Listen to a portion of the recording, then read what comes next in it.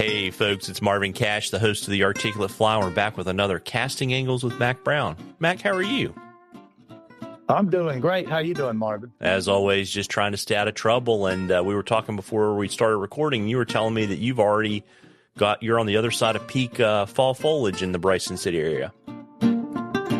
Yeah, I think it is. I think the peak was probably late in the week, Thursday, Friday last week. And it's still really colorful and lots of good colors to be seen. But I think we've seen the best of it thus far. So I think it's about to get windy and maybe have some of them come down soon. Yeah, which kind of gets us on our fall topic, which is, some people, it bugs them so much they don't even fish this time of year. It's kind of like having moss and grass on the bighorn out west, but dealing with leaf litter on the bottom and on top of the water and kind of how to get out there and catch a few without going nuts.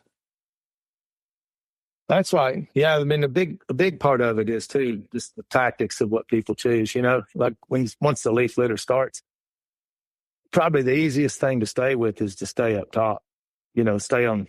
There's a lot of good orange color with dry flies this time of year, like an orange palmer or an orange stimulator, and avoid trying to pull things against leaves, like wet fly. Not a good idea. Streamers, even a worse idea. Because you got a bigger hook, you're pulling it in, you're going to get leaves every cast. So you can actually fish with a lot of leaf litter with single dry when you're doing it correctly without hanging up a lot of leaves. And one of the tricks there is we'll use a circle pickup a lot, and that'll make the leaf fall off as soon as you go to pick the fly out of the water. But the other thing is going for those drag-free long floats with leaf litter. You're not going to pick up leaves if you're flowing the same speed as the leaves are. So, if people are complaining about getting lots of leaves fishing a dry fly, chances are the drift is not drag free, So that's a good thing to think about. So it's probably a good educational teaching tool having leaves this time of year. Yeah. So talk about the circle pickup. Is that different than the roll cast pickup? Yeah, we just take the rod tip and so you're following your drift, the rod's following along where the drift is.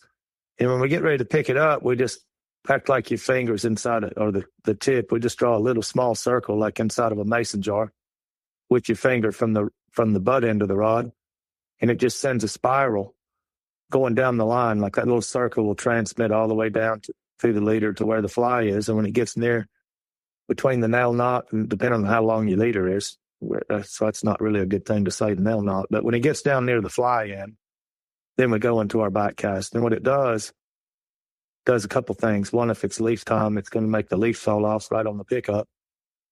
And the other thing it does, it drives the fly, because the fly is going to come through that same circle that you initiated when you go into tension up for the back cast. So it comes through that little circle at a really high rate of speed, and all the water's flung out of it on the pickup. So it's pretty simple. Just sit and draw little circles with your finger, left or right, doesn't matter which way. As far as in general, open water, if you're fishing a fly downstream, you'd always do the circle towards the middle of the river. But if you're doing it on something big like the Tuckasegee, it's not going to matter. Pick it up, whatever way knocks you out, Yeah, and I would say, one thing in the fall, and I learned this lesson the hard way, is, even if you are a comfortable wader and you don't need it for the wading conditions, it's kind of nice to have a wading staff this time of year, because I've stepped in places that I thought, might have been a foot, maybe 18 inches deep, and it ended up going up to my chest and getting wet. And that's no fun either. Oh, especially on the cold mornings coming up in November. That can put a damper on the day for sure. But yeah, that's good advice, either knowing really well where you are. I mean, if you go to the same, like where I live, real close to the creek, I fish that so much I know kind of where deep or not deep, but it's like on bigger waters or unfamiliar waters. Yeah, I think that's a good tip, to have a staff, to have something that you can kind of feel along the bottom with to see where it's going to drop off. Yeah, and I think it's also, too, as we gets chillier in the fall and into the wintertime, I think it's not a horrible idea to, at a minimum, keep a change of clothes or at least another pair of socks in the car, because if you get wet, you can get really chilled. And, that's something. And I would say, I always have a survival kit in my sling pack with a space blanket and stuff like that in case I'm, way away from the car and, something bad happens or I become, inadvertently stupid. I can get the space blanket out and, have some matches and stuff if I actually need to have a fire. Oh yeah, no, it's a good idea because it gets cold. We're going in after I go to Arkansas next week, and we're taking the kids in there because Connor's out still from school for a while with the with Asheville, because Asheville got hit so hard with the hurricane. They're out until the first of the year. It's online classes only for college, and so both of them are like, great, we get to go backcountry, camping. So we're looking at the week of like 15th, 16th, going back in there on that weekend, and that'll be a lot of fun. But I like going in there like when it gets cooler like that. It's a lot of fun camping in that kind of weather. Yeah, and we were talking too, and it kind of, you were talking about a tip for, where sometimes the big fish like to hang out when there's a lot of leaf litter in the water.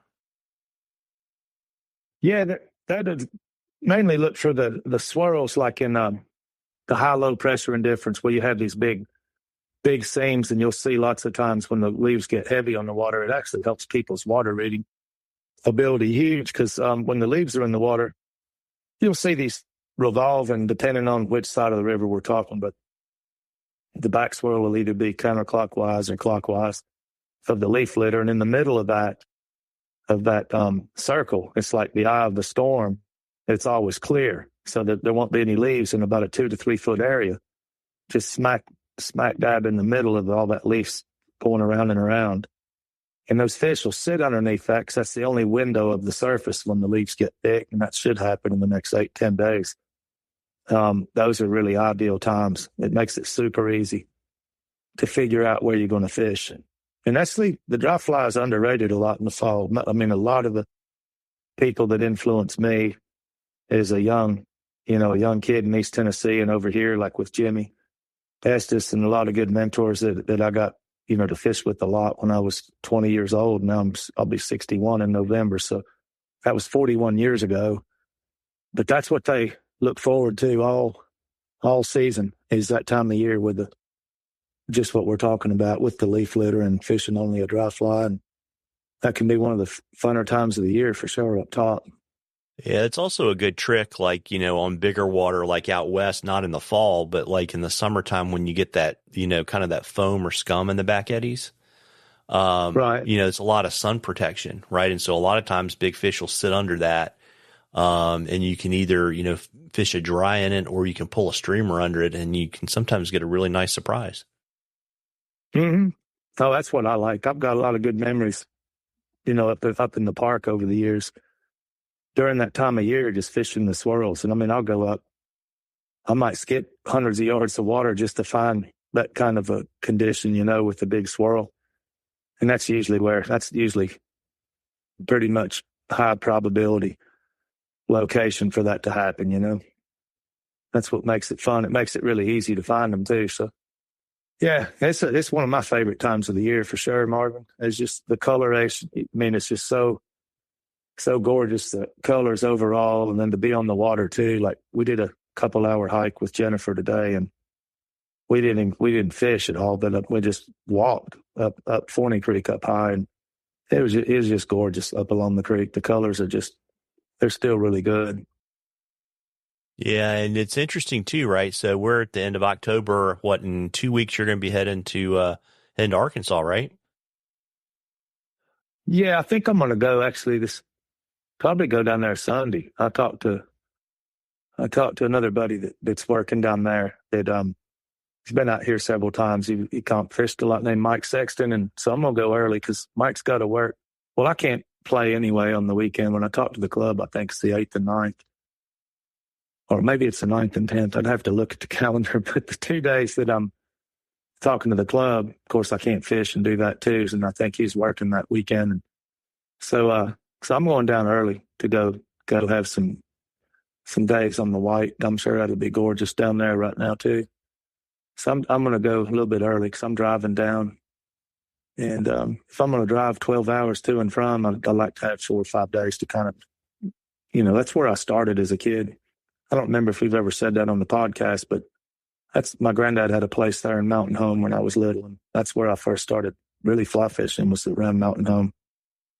Yeah, and you're going to get to spend some time with Davy Wotton, and it's kind of interesting because Davy, when he winds down his fishing season, then he's an upland bird guide, so you'll get a few days on the water with him. Oh yeah, that's going to be fun. We might even go do some of that. We might do a little bit of bird. There's a lot of that going on right now already. So I don't know. We'll just have to play that by ear. But that's I'm looking forward to getting down there. That's going to be a fun trip. Yeah, and then to refresh folks on your show schedule, you're doing all the Feremsky shows except for Lancaster, PA. And what else have you got on the calendar? In the Great Water Fly Fishing Expo, St. Paul, Twin Cities, and that'll be in March. And I'm sure there'll be some more too. But that's right now it's pretty full through March, so I don't know. When I say get full, it'll be after that. I mean, the other ones will come in after March, I'm sure. But I don't have many weekends that first couple months. So I'm sure I'm not going to add many on the weekends because they're already pretty well, committed to that. And I'm looking forward to starting the one out up in Marlboro. And then Edison, that'll be a fun week up Marlboro, and then go to Edison for that. And then I have to look at the schedule even. I think Atlanta's after that. I think Atlanta's the 1st of February? Around the 1st. Let me look here. Yeah, and then Denver. And then, the other thing too is, because I've been watching this on social media, all of your classes at the fly fishing shows with Gary, the link for the signups are already up. Okay, great. Yeah, that's good. That's I hadn't even looked. You're ahead of me, Martin. But that's good. That's a good thing. I think the one that'll be fun in Marlboro. Gary's not doing the Marlboro one, but Christopher Rounds from Switzerland is coming over to teach that one with me. And so I'm really looking forward to spending the day, with Chris. And he's been doing that for a really long time throughout Europe. And it's one of the few people that I know that do a pretty similar occupation to myself, So it's going to be fun learning tricks off one another. Yeah, and so I'll try to remember to drop a link to the class signups in the show notes. And folks, as I always say, you owe it to yourself to get out and catch a few, because when it's cold in February and you're not fishing, you're going to wish you got out, here in the next 2 or 3 weeks. Tight lines, everybody. Tight lines, Mac. Tight lines, Marvin.